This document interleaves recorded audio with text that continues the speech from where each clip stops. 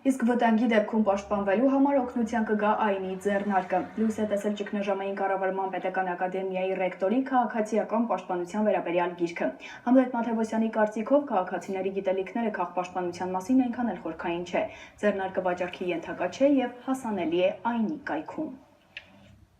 Որտեղ եւ ինչպես պատասխանվել վտանգի դեպքում, ինչպես տարանջատել պաշտպանական կառույցները կամ ինչպես անհրաժեշտության դեպքում ձեռքի տակ եղած միջոցներով մոտակա տարածքները վերածել ապաստարանների։ Այս հարցերի պատասխանները հնարավոր է գտնել փրկարար ծառայության գնդապետ Համլետ Մաթևոսյանի նոր գրքում։ Յուրաքանչյուր մարդ ինքը պետք է կարողանա մասնակցել իր պաշտպանությանը, չեմ ասում, որ ինքը ամբողջապես պետք է, բայց ինքը պետք է մասնակից լինի։ Եվ եթե ծանոթ եք իրավական դաշտին, օրենքների մեջ էլ է գրված, որ յուրաքանչյուր քաղաքացի պարտավոր է մասնակցել քաղաքացիական պաշտպանության միջոցառումներին։ Արտակարգ իրավիճակների նախարարության ճգնաժամային կառավարման պետական ակադեմիայի ռեկտորը նման գիրք հրատարակելու անհրաժեշտությունը տեսել է հատկապես ապրիլյան մարտերից հետո, քանի որ ըստ նրա հասարակության գիտելիքները քաղաքացիական պաշտպանության վերաբերյալ մակերեսային են, մինչդեռ վտանգի դեպքում դրանք անհրաժեշտ են։ Շատ կարևոր է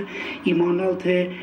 ինչպիսի զենքեր կարող են կիրառվել պատերազմի ժամանակ, ինչ զինատեսակներ, որոնք ինչ խոցող գործոններ ունեն, եւ այդ խոցող գործոններից իրականացնել համապատասխան պաշտպանությունը։ Հասկանում եք, եթե օրինակ բեկորներից պետք է պաշտպանվել, բավական է պատուհանների վրա ավազե պարկեր